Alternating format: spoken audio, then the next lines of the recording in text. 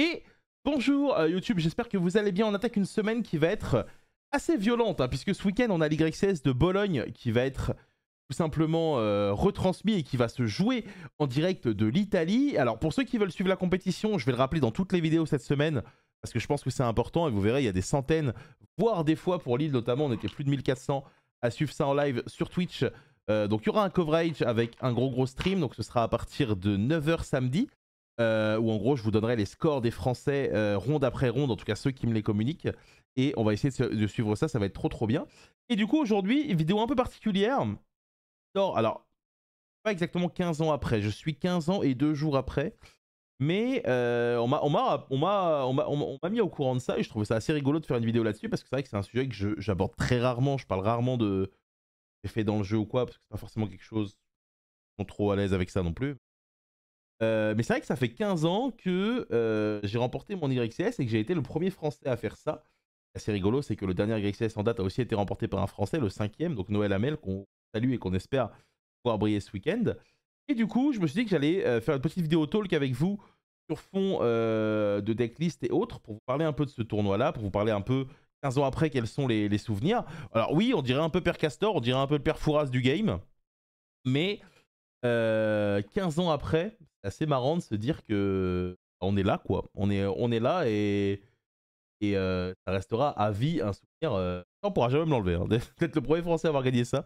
Et c'est quelque chose évidemment qui fait totalement plaisir. Avant de commencer, je vous invite évidemment comme d'habitude à vous abonner. Ça donne énormément de force. C'est un petit clic, n'hésitez pas. Et on est parti. Donc on a retrouvé l'article de Konami de l'époque qui avait été mis sur leur site carrément avec mon nom en gros. Alors attendez, je vais essayer de trouver ça. Vincent Alambona, Trunsed, alors je ne sais pas ce que veut dire Trunsed, des centaines de duellistes pour gagner le Konami Digital Entertainment Shonen Jump Championship de Columbus. Alors évidemment, pour ceux qui ne savent pas, les Shonen Jump Championship étaient le nom des YCS à l'époque où Upper Deck tenait le jeu, qui ont été changés après le 75e, et l'idée c'est que les YCS ont repris et se sont appelés YCS à partir du 76e. On était 803, donc plus de 800 duellistes se sont montrés, et voyageant depuis la France pour les Américains, pour les USA, il a remporté le tournoi. Donc en vrai, il faut savoir qu'à l'époque, on était sponsorisé par Dragon Blanc. Et comment dire, on pouvait pas aller à tous les YCS américains. C'était un peu un rêve pour pas mal de gens, puisque à l'époque, il y avait très peu d'Européens qui voyageaient là-bas. L'idée, c'est que dans ce format-là, on avait vraiment un gros shot pour faire un top, ce qui était déjà énorme à l'époque, puisque vu qu'il n'y avait pas d'YCS en Europe, personne ne fait ça en France. Donc on avait un gros shot avec Alain et Clador pour espérer faire un top. Et au vu de comment se déroulait le format, la réalité c'est que on avait quand même un gros shot, Alain ou moi, de gagner, je pense. Parce que l'idée c'est que Clador jouait le deck depuis un peu moins longtemps, là où Alain et moi, on a beaucoup joué le deck. Alors pour la petite anecdote, ce qui est assez rigolo, c'est que moi, je faisais partie de ces gens qui crachaient sur le deck au départ. Parce que je faisais partie de ces gens qui, tant qu'un deck n'avait pas gagné, tant que tu m'avais pas prouvé par A plus B que j'avais tort, bah, ça m'intéressait pas. Et vu qu'à l'époque, les tournois très médiatisés, c'était les gros YCS américains, à la base, ça n'existait pas. Et du coup, c'est après avoir perdu l'Irish Open et que Alain ait battu tout le monde que je me suis aperçu que le deck était effectivement trop fort. Et c'est à partir de là que moi, j'ai pris le deck en main. Et en fait, j'ai tout gagné dans ce format-là. J'ai gagné le Dutch Open, j'ai gagné des tonnes de tournois, notamment Vernon, hein, pour ceux qui connaissent, la grande ville de l'époque, pour jouer à Yu-Gi-Oh! Et du coup, on est parti à ce YCS. C'est marrant parce que du coup, il parle des lots, donc le Dark End Dragon en price card que je n'ai plus malheureusement. Évidemment, le tapis que je n'ai plus. Des jeux vidéo, des iPads, bon, enfin iPod à l'époque. Les subscriptions pour le Shonen Jump Magazine qui est japonais, évidemment, je ne l'ai jamais eu. Et voilà, donc globalement, voilà un peu l'idée de à quoi ça ressemblait quand vous gagnez un YCS à l'époque. Et donc, voilà le bracket, parce que du coup, on a ce super site qui s'appelle Card Librairie. Il regorge, évidemment. Voilà, attendez. F11 la page. Évidemment, en tant que grand-père, je ne sais pas faire ça. Donc, en top 16, on retrouve beaucoup de joueurs qui étaient très connus à l'époque. Avec notamment Jason Holloway qui a énormément de top YCS, Nicky Lakai qui est un champion YCS, Jeff Jones qui est un multiple champion YCS, Sean McCabe qui a fait top 8 World, moi-même qui à ce moment-là n'est pas un champion YCS, et Lazaro Bellido, qui à ce moment-là est une des plus grandes légendes du jeu. Alors je vous avoue que moi à ce moment-là, j'espère clairement jouer contre Lazaro, parce que en fait l'idée c'est que quand vous jouez au jeu et que vous êtes un joueur entre guillemets qui tryhard, parce que vous voulez c'est affronter les meilleurs joueurs, parce que bah, c'est pour ça que vous vous battez. Un des meilleurs le meilleur truc en tournoi, c'est ces tournois-là, c'est de voir si vos idées que vous avez travaillées en amont sont les mêmes plus ou moins que les meilleurs joueurs du monde. C'est ça qui est super intéressant dans le jeu. Ça permet de savoir de manière générale si vous avez bien travaillé ou pas, outre le résultat qui au final est un peu différent, parce que l'idée c'est que ces YCS là à l'époque c'était des cuts top 16, donc en fait si tu faisais pas X1 tu passais pas. Là où avant il y avait des matchs nuls, là où maintenant il y a des matchs nuls, avant ça n'existait pas, et parce qu'il y avait la règle des tours additionnels, il y avait forcément un gagnant, et si tu faisais pas 9-1 tu passais pas. Et ce qui est rigolo c'est que dans ce tournoi là j'ai perdu contre un tricheur ronde 7 qui a été DQ et ban à la ronde d'après, alors que moi j'ai pas réussi à prouver qu'il avait triché contre moi. En gros, il jouait FTK Reversal Quiz, donc c'est une carte qui demande de dire, je crois, la carte qui est en dessous de ton cimetière. Et l'idée, c'est que après, il faisait des FTK, machin, avec un piège qui tenait des 8000, whatever. Et en gros, il m'avait fait une carte qui disait que s'il avait un monstre équipé de Bamboo Sword, il piochait 2. Sauf qu'il n'avait pas équipé Bamboo Sword, mais en gros, il a pioché 2 direct et il a mélangé sa main. J'ai appelé l'arbitre. Et l'arbitre m'a dit, écoute, je peux pas prouver, c'est pas vrai. Il l'avait, tu vois, parce que derrière, il l'a pioché, la Bamboo Sword. Bah, malheureusement, j'ai perdu comme ça. Mais au final, tout s'est bien mis. Et ce fameux deck French Twilight dont vous avez forcément entendu parler dans votre vie, le voilà. Je pense que c'est peut-être le... Comment dire? C'est la seule fois dans ma vie où... Alors, bon, mais moi, la réalité, c'est que j'ai pas fait grand-chose hein, dans le deck. Hein. La seule chose que je faisais, c'était enlever une carte entre Violent et Brain Control Mind Deck en fonction de tournoi où j'étais. Et donc l'idée, c'est que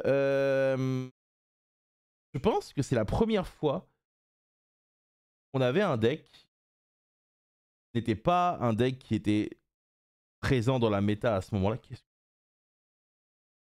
ça ne plus. Un deck qui n'était pas vraiment existant dans la méta, même s'il y avait plein de variantes de Seigneur Lumière et plein de variantes de Light à l'époque. Et qu'on a eu un impact sur ce qui se passait dans le jeu derrière. Parce qu'il faut savoir que Tragodia est la carte qui nous faisait gagner, mais surtout est la carte qui a été instantanément limitée et uniquement à cause de nous, en réalité.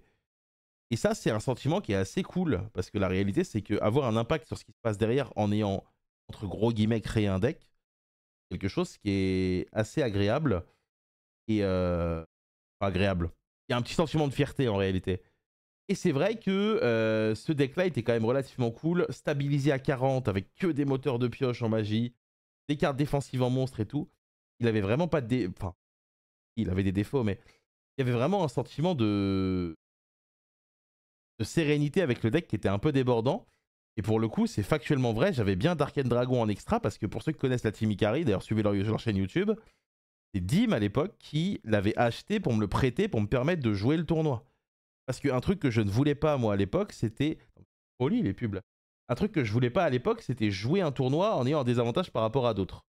Voilà pourquoi. N'hésitez pas, hein, si vous avez une voiture à réparer, évidemment le forfait Fulco permet de réparer cela.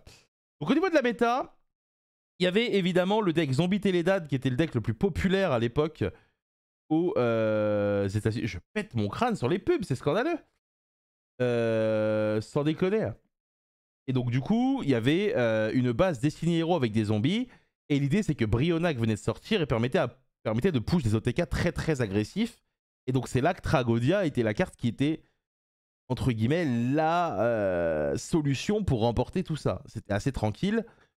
Et globalement, voilà pourquoi ce tournoi-là, on avait un edge encore plus de bâtard. L'autre deck qui était extrêmement représenté, c'était Blackwing, qui finit ici 3ème. C'est le joueur que j'ai battu en demi-finale. C'est pour ça que j'avais Violent Orage dans mon main deck. L'idée, c'est que en France, vu que tout le monde jouait le même deck que moi, je jouais Brain Control en main deck. Et je jouais pas Violent, qui était une très mauvaise carte en Mirror, même si on pouvait la ditch avec Lumina. Mais l'idée, c'est qu'ici, il y avait des Blackwing et Royal Oppression était une des cartes, même si on avait Lila, qui pouvait potentiellement être très problématique dans pas mal de scénarios. Parce que finalement, les mains où tu touches pas Trago, bah, c'est quand même assez bizarre. Donc voilà, la méta, c'était ça. Pour le coup, c'était assez cool d'arriver avec cet edge-là. À l'époque, les Américains étaient ceux qui avaient les plus gros tournois. Ils ne regardaient pas ce qu'on faisait profondément. Et du coup, à partir de là, ils n'étaient pas dans une optique où ils respectaient, enfin, si, ils respectaient pas ce qui se faisait en Europe. Donc du coup, on est vraiment arrivé avec un edge de fou. Alors malheureusement, évidemment, le triste sort du hasard est qu'en dernière ronde, j'ai affronté Alain. Je pense que c'était le seul joueur qui pouvait m'empêcher de faire top dans la salle. Hormis tomber sur un anti-méta macrocosmos, mais whatever. Et du coup, malheureusement, alors les anciens connaissent cette histoire, malheureusement, je l'ai évidemment battu. Alors malheureusement pour lui, heureusement pour moi, hein, évidemment, c'est quelque chose qui, moi, m'a rendu heureux, même si c'est toujours un peu relou de jouer contre ses potes, c'est forcément un sentiment que vous connaissez. Alors qu'est-ce qui reste maintenant de tout ça 15 ans après? C'est ça la vraie question. Parce qu'évidemment, 15 ans après, là je suis en train d'installer tout ça pour vous montrer un peu ce qui reste. Qu'est-ce qui va nous rester comme souvenir de cette victoire finalement? Ce qui va nous rester, mesdames et messieurs, c'est pas grand-chose, puisque la vérité, c'est que la plupart des trucs, je les ai lâchés. Et globalement, il va nous rester quoi? Il va nous rester ce magnifique souvenir. Et évidemment, Trago en rareté max, hein, même si elle est sortie en quarter récemment, je ne l'ai pas encore récupérée. Mais ça ne saurait tarder. Là, ici, vous voyez la version US en ulti. Bon, évidemment, c'est une carte que je suis un peu obligé d'avoir. J'aimerais beaucoup avoir le tapis aussi, parce qu'ils ont fait un tapis pour le 2YCS après, avec Trago, avec les couleurs de la France dessus, pour nous rendre hommage. Je ne l'ai jamais récupéré, mais il va falloir que je le fasse. Mais globalement, ça, c'est un peu le souvenir qui nous reste. Et il nous reste encore le trophée de l'époque, que vous voyez ici, avec évidemment écrit Shonen Jump 2009 Championship, avec le logo 5Ds. Alors, ce qui est assez marrant, c'est qu'on m'a expliqué que vu que c'est des trophées de l'époque avec des logos 5Ds, alors il a pris un peu la poussière parce qu'il était dans sa boîte depuis des années, même si c'est tranquillement. Bah, c'est un trophée qui a une certaine valeur. Donc peut-être qu'un jour je le lâcherai. Donc c'est pour ça que ça me fait plaisir de partager cette petite vidéo et de vous parler de tout ça. Je sais pas si c'est des vidéos qui sont intéressantes, de faire des rétrospectives et d'expliquer un peu les contextes dans lesquels certains decks ont performé ou pas, même si c'est pas moi qui a gagné. N'hésitez pas à me dire, parce que c'est quelque chose qui peut être relativement sympa comme type de vidéo.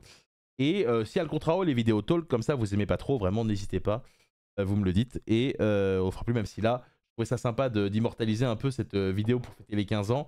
Surtout, peut-être que la dernière fois que vous verrez ce trophée, parce que je vais pas vous mentir que, vu de la valeur qu'il a, peut-être qu'à un moment, il va partir, pour des raisons évidentes. Voilà, c'est la petite vidéo talk du jour.